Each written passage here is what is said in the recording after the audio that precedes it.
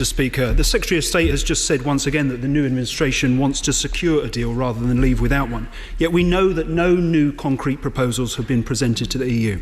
It's been reported that in the technical talks that took place yesterday between the UK's chief negotiator and EU Commission officials, that the UK team made clear that the government wants to jettison the level playing field provisions contained in the withdrawal agreement.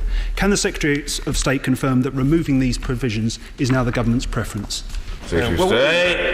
Mr. Speaker, is, as he says, that the government does want to leave with a deal. But what we also know is the benches opposite neither want a deal, nor are they prepared to leave with no deal. And so they're not prepared to leave at all.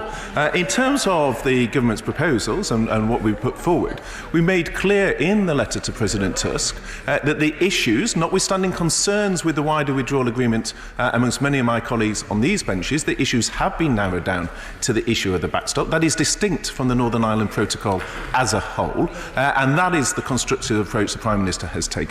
He's also, Mr. Speaker, answered a charge that was often levelled from those benches, which was what sort of deal are we seeking in the political declaration. The charge of blind Brexit was often levelled at me. The Prime Minister has answered that question. It is a best-in-class FTA that he is seeking. He's been crystal clear on that issue. Pennycook. Mr. Speaker, there was no answer there on the level playing field provisions, and I'm not sure why the Secretary of State is so reluctant to confirm that regulatory divergence from the EU, rather than alignment with it, is what this government wants to achieve. After all, as he mentioned in the Prime Minister's letter to Donald Tusk of the 19th of August, that for him was, and I quote, the point of our exit.